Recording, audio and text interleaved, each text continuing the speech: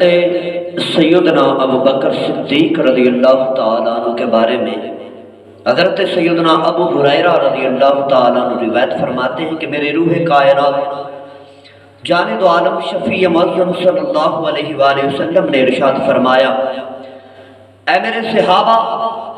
میں نے آسمانوں کی طرف عروج کیا، آسمانوں کی طرف عروج کیا،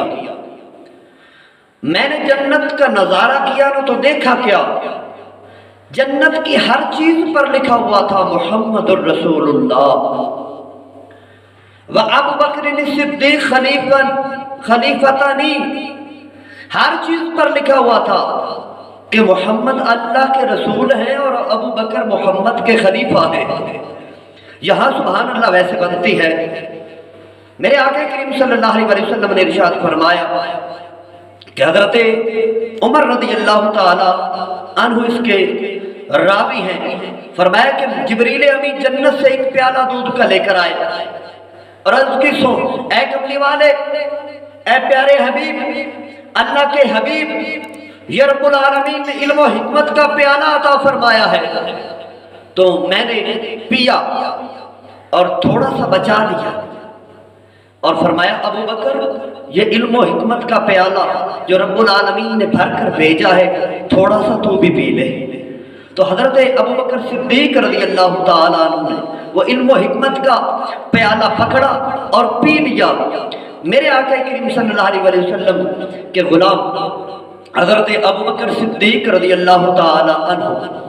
کے بارے میں میرے روح کائنات حضرت انس بن مالک انصاری رضی اللہ تعالیٰ عنہ روایت فرماتے ہیں کہ آقا نے فرمایا،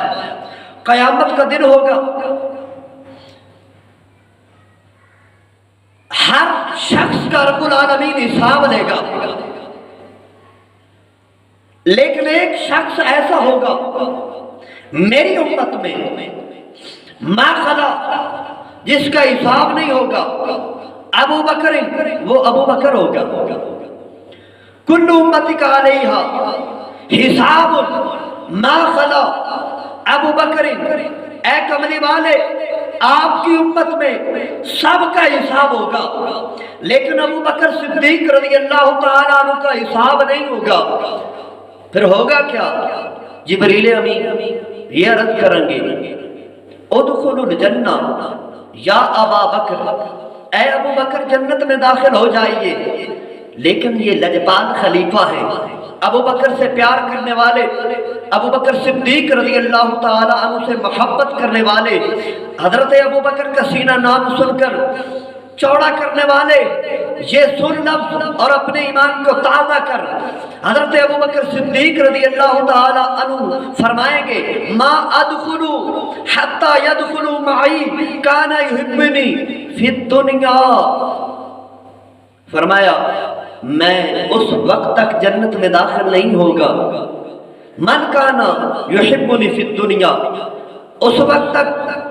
اللہ سے عرض کروں گا میں، اے میرے مولا، جنت میں نہیں داخل ہوگا جب تک مجھ سے محبت کرنے والا جنت میں داخل نہیں ہوگا۔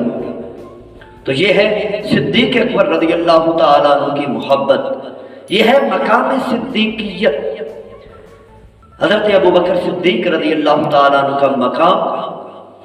افضل البشر کے بعد، تمام انبیاء کے بعد اگر کوئی افضل البشر ہے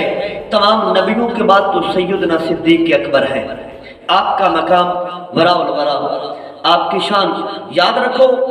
جس نے عالم کفر میں پہلا خطبہ دیا نا کھڑے ہو کے آقا کے بعد، وہ سیدنا صدیق اکبر رضی اللہ تعالی عنہ ہے۔ آپ نے بازار میں کھڑے ہو کر کفار کو للکارا اور کہا ہم تعداد میں کم ہیں تو کیا ہوا، لیکن میں اعلان کرتا ہوں میرے محمد الرسول اللہ سچے نبی ہیں، اس کا کلمہ پڑھ لو۔ اے میری برادری والو،